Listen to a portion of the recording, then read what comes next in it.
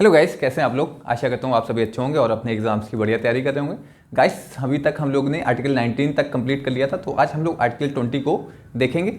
और जो विद्यार्थी इस चैनल पे पहली बार जुड़े हैं, इस चैनल को सब्सक्राइब करिए, शेयर करिए अपने दोस्तों के साथ और बेल आइकन पर जरूर प्रेस कर दीजिए, इससे आने वाली वीडियोज़ का नोटिफिकेशन आप सभी को मिल सके। तो गाइस, एक हम लोग ग्राम शक्ति बैच की शुरुआत करने जा रहे हैं। ये बैच हमारा वीडियो और लोअर पीसीएस के लिए होगा। तो जो विद्यार्थी लोअर पीसीएस और वीडियो की तैयारी कर रहे हैं, तो वो इस बैच से जुड़िए। इस बैच पे पूरा निःशुल्क हम लोग तैयारी कराएंगे, पूरा सिलेबस कंप्लीट करेंगे।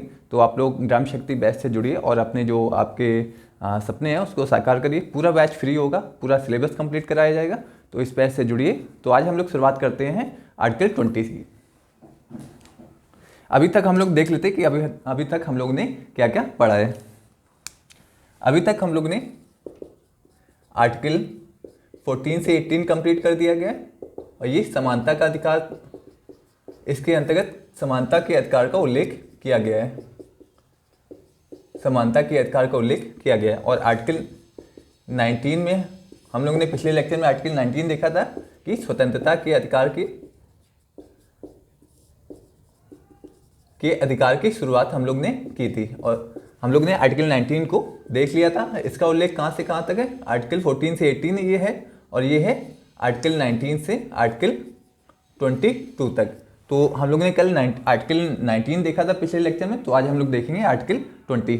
तो आर्टिकल 20 बहुत ही ईजी आर्टिकल है, तो आपको समझने में कोई दिक्कत नहीं होगी।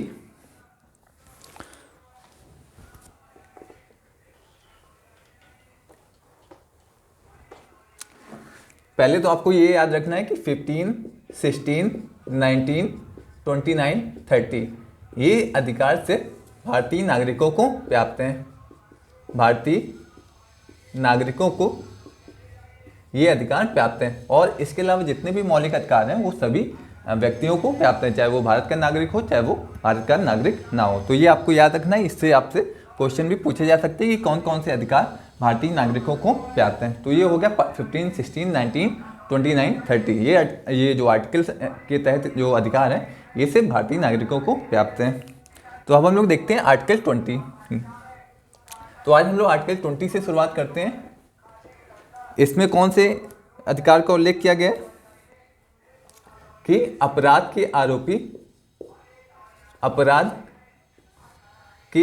व्यक्तियों, अपराध के आरोपी व्यक्तियों के अधिकार का उल्लेख किसमें किया गया है, आर्टिकल 20 में।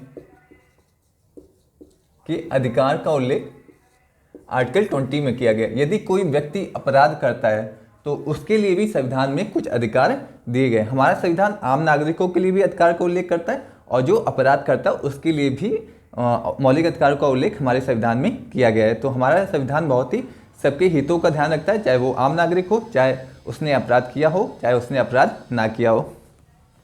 तो आर्टिकल 20 में क्या है कि हमारा संविधान, जो संविधान है, तो हमारा संविधान सभी के लिए प्रावधान करता है, चाहे वो आम नागरिक हो जिसने कोई अपराध ना किया हो, और जिसने कोई अपराध किया हो तो उसके लिए भी मौलिक अधिकारों का उल्लेख हमारे संविधान में किया गया है। कौन से आर्टिकल में किया गया, आर्टिकल 20 के तहत अपराधियों के जो अपराधी होते हैं उनके लिए भी मौलिक अधिकारों का उल्लेख किया गया है। तो ये हो गया आर्टिकल 20 का। थोड़ा सा हम लोग ने देख लिया कि इसमें क्या क्या प्रावधान किया गया है। अब हम लोग इसके सब क्लॉज को देखते हैं। इसमें 3 सब क्लॉज हैं गाइस, बहुत ही ईजी एग्जाम्पल है, तो आपको समझने में कोई दिक्कत नहीं होगी।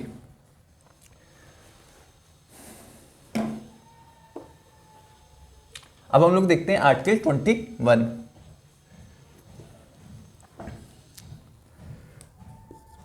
आर्टिकल 20 का सब क्लॉज 1।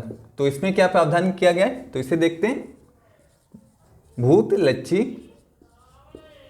भूतलक्षी दांडिक विधि से संरक्षण। दांडिक विधि से संरक्षण। अब हम लोग समझते हैं कि ये आर्टिकल कहता क्या है। तो भूतलक्षी दांडी विधि से संरक्षण, तो इसमें क्या कहता है, किसी व्यक्ति को, इसका मतलब समझ लेते हैं, फिर हम लोग थोड़ा डायग्राम से भी समझेंगे तो आपको जितने भी डाउट होंगे सारे डाउट दूर हो जाएंगे। किसी व्यक्ति को अपराध के लिए उस समय लागू विधि, कोई व्यक्ति यदि अपराध करता है तो जो विधि उस समय लागू होगी उसी विधि के अनुसार उस व्यक्ति को दंडित किया जाएगा। यदि कोई व्यक्ति कोई अपराध करता है तो जो विधि उस समय लागू होगी, जैसे कोई कानून है उस समय, तो उसी कानून के अनुसार उस व्यक्ति को दंडित किया जाएगा। किसी व्यक्ति को अपराध के लिए उस समय लागू विधि के अनुसार, उस समय लागू विधि के अनुसार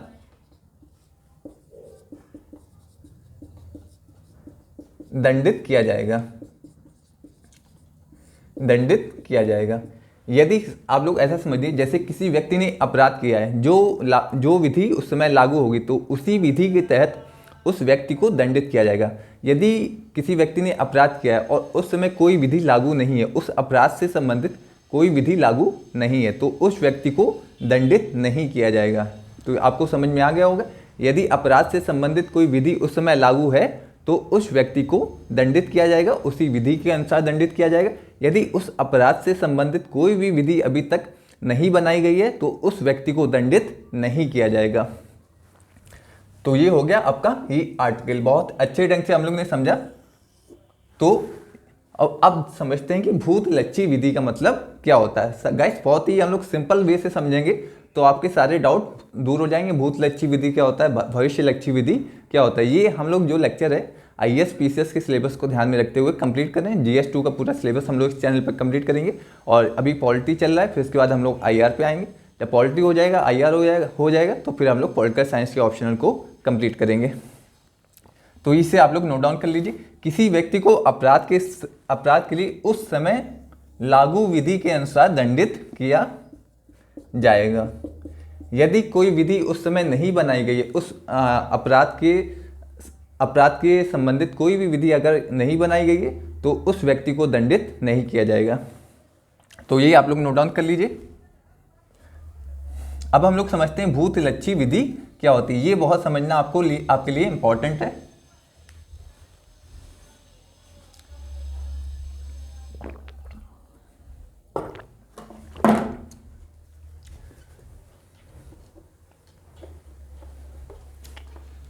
अब हम लोग समझते हैं भूत लच्छी विधि क्या होती है।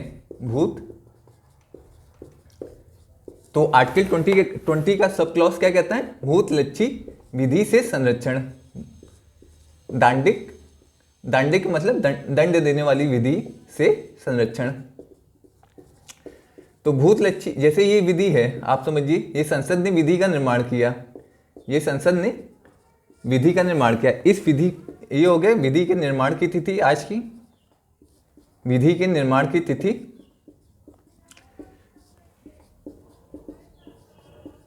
समझिए। इस मान लीजिए इसे 2022 में बनाया गया, लेकिन इस विधि को 2022 से लागू ना करके 2015 से लागू किया जाए, 2015 से लागू किया जाए तो इस विधि को क्या कहते हैं, तब इस विधि को क्या कहेंगे, भूत लच्छी विधि। भूत लच्छी विधि। तो ये हो गया भूत लच्छी विधि का मतलब क्या होता है, जब किसी विधि को विधि के निर्माण की तिथि से लागू ना करके पिछली तारीख से लागू किया जाए तो उस विधि को क्या कहते हैं, भूत लच्छी विधि। तो अब इसका मतलब क्या हो गया कि आपराधिक मामलों में अब भूत लच्छी विधि से संरक्षण कैसे प्रदान करेगा, आपराधिक मामलों में भूत लच्छी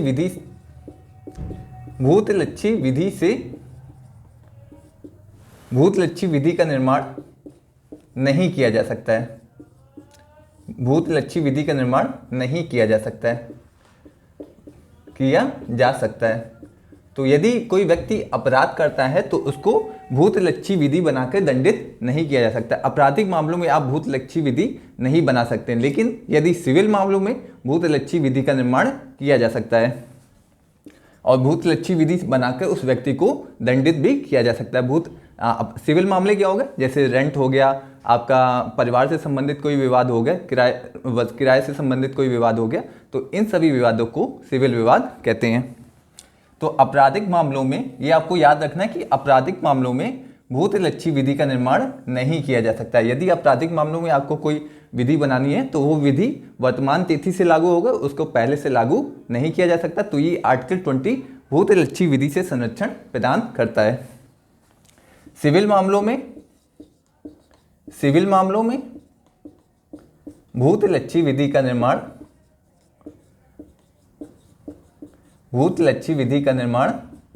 किया जा सकता है। तो सिविल मामलों में जो भी विधि बनाई जाएगी उसे पहले से लागू किया जा सकता है और उस विधि के अनुसार व्यक्ति को दंडित भी किया जा सकता है। तो सिविल मामलों में भूतलक्षी विधि बना के व्यक्ति को दंडित किया जा सकता है, लेकिन आपराधिक मामलों में भूतलक्षी विधि बनाकर व्यक्ति को दंडित नहीं किया जा सकता है। यानी विधि का निर्माण ही नहीं कर सकते, भूतलक्षी विधि का निर्माण आपराधिक मामलों में नहीं किया जा सकता है, जबकि सिविल मामलों में भूतलक्षी विधि का निर्माण किया जा सकता है और इस विधि के अनुसार व्यक्ति को दंडित भी किया जा सकता है। तो ये हो गया आर्टिकल 20 का सब क्लॉज 1।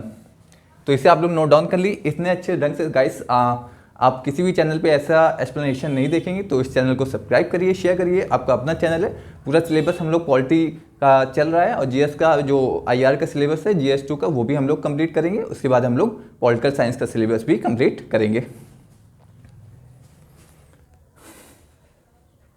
और जब इसे पिछली तारीख से लागू किया जाए, जब किसी विधि को पिछली तारीख से लागू किया जाए तो उस विधि को भूतलक्षी विधि कहते हैं। जब किसी विधि को भविष्य की किसी तारीख से लागू किया जाए तो उस विधि को भविष्यलक्षी विधि कहते हैं। जैसे इसे 2015 से लागू करेंगे तो इसे भूतलक्षी विधि कहेंगे, भूतलक्षी। अब जब इसी विधि को 2024 से लागू करेंगे तो इसे भविष्यलक्षी विधि कहेंगे, भविष्यलक्षी विधि।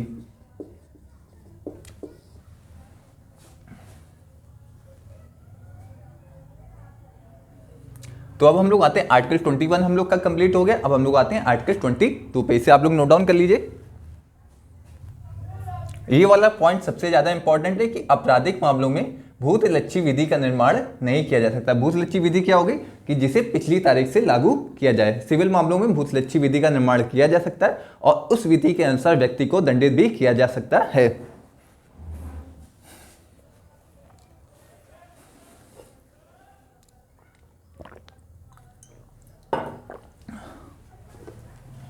अब हम लोग आते हैं आर्टिकल 22 पे।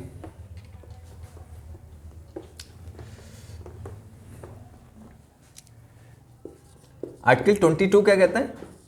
दोहरे दंड से संरक्षण, दोहरे दंड से संरक्षण। तो आर्टिकल 22 क्या कहता है कि किसी व्यक्ति को न्यायालय द्वारा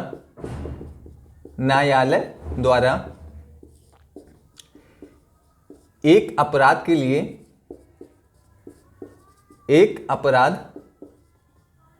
के लिए दो बार दंडित नहीं किया जाएगा।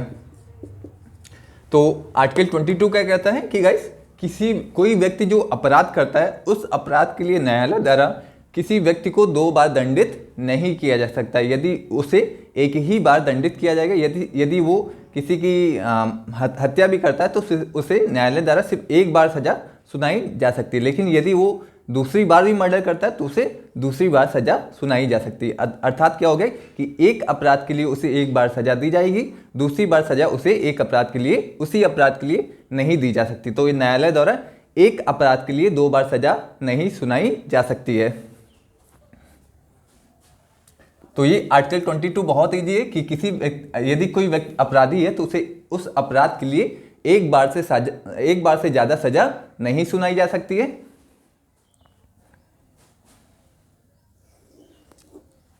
तो ये 22 हो गया, बहुत ही इजी आर्टिकल है। अब हम लोग आते हैं 23 पे।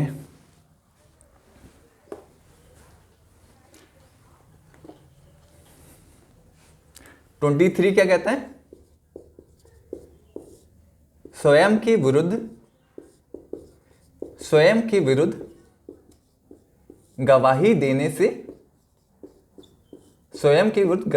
देने से संरक्षण।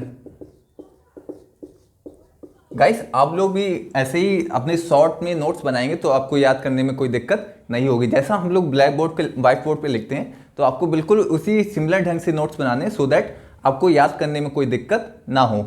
और थोड़ा डायग्राम बना के अपने नोट्स को बनाएंगे तो आपको कभी भी याद करने में कोई दिक्कत नहीं होगी। और एक बार जब आप लोग समझ लेंगे तो आपको बिल्कुल भी याद करने में कोई दिक्कत नहीं होगी। एक बार समझ के जितने भी आर्टिकल हम लोग डिस्कस करते हैं एक बार खुद से भी बुक से पढ़ा करिए, जिससे आपको समझ पूरा आर्टिकल ढंग से समझ में आ जाए, तो इसके बाद आपको याद करने में कोई दिक्कत नहीं होगी। तो ये हो गया स्वयं के विरुद्ध गवाही देने से संरक्षण। तो इसका मतलब क्या हो गया, किसी व्यक्ति को शारीरिक एवं मानसिक रूप से प्रताड़ित करके अपराध कबूलने के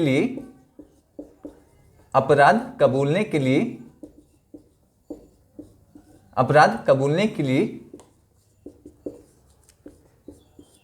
मजबूर नहीं किया जाएगा। यदि कोई व्यक्ति अपराध करता है तो इसका मतलब क्या होगा, स्वयं के विरुद्ध गवाही देने से संरक्षण कौन सा आर्टिकल प्रदान करता है, 23।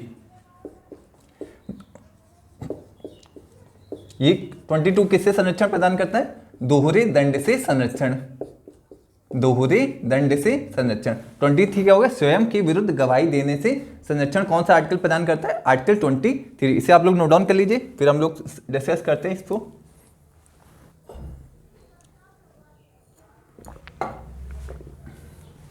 तो इसका क्या मतलब हो गया गाइस, कि यदि कोई व्यक्ति अपराध करता है तो उसको शारीरिक व मानसिक रूप से प्रताड़ित करके आप उसके अपराध को उससे कबूल नहीं करवा सकते। तो न्यायालय द्वारा ये कहा गया है कि किसी व्यक्ति को शारीरिक एवं मानसिक रूप से प्रताड़ित नहीं किया जाएगा कि आप अपना अपराध कबूलिए। यदि व्यक्ति अपराध कबूल भी लेता है तो उसे न्यायालय के समक्ष उसे सबूत नहीं माना जाएगा। तो इसका मतलब क्या हो गया कि किसी व्यक्ति को शारीरिक एवं मानसिक रूप से प्रताड़ित नहीं किया जा सकता है कि अपराध कबूलने के लिए। तो ये हो गया कि स्वयं के विरुद्ध गवाही देने से संरक्षण कौन सा आर्टिकल प्रदान करता है, आर्टिकल 23। यदि किसी व्यक्ति को समझिए कि कोई व्यक्ति अपराध करता है, उसे जेल में बंद कर दिया जाता है और पुलिस उसे प्रताड़ित करती है शारीरिक रूप से, मानसिक रूप से कि आप आपने अपराध किया उसे कबूलिए। तो यदि पुलिस ऐसा करती है तो इसे साक्ष्य, और मान लीजिए कि पुलिस प्रताड़ित करती है और उस व्यक्ति ने उस अपराध को कबूल लिया, तो जो स्वयं के विरुद्ध वो गवाही देता है उसे न्यायालय के समक्ष साक्ष्य नहीं माना जाएगा। तो ये हो गया आर्टिकल 23। स्वयं की गवाही को स्वयं के विरुद्ध साक्ष्य नहीं माना जाएगा। यदि कोई पुलिस वाला ऐसा करता है तो उसको सबूत नहीं माना जाएगा न्यायालय के समक्ष।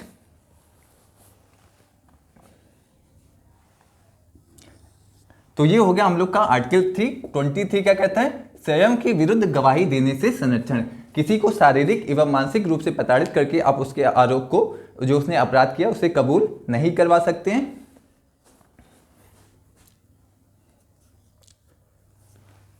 तो ये हम लोग का गाइस 21 भी कंप्लीट हो गया। 21 में क्या था, भूतलक्षी विधि से संरक्षण। और 22 क्या है, दोहरे दंड से संरक्षण। 23 क्या हो गया, स्वयं के विरुद्ध गवाही देने से संरक्षण। तो ये हम लोग का 21 कंप्लीट हो गया, 22 कंप्लीट हो गया, 23 कंप्लीट हो गया। बहुत ही इजी आर्टिकल था, तो आपको समझने में कोई दिक्कत नहीं आई होगी। तो मिलते हैं गाइस नेक्स्ट लेक्चर में, जहां पे हम लोग डिस्कस करेंगे आर्टिकल 21। तो guys thank you so much guys.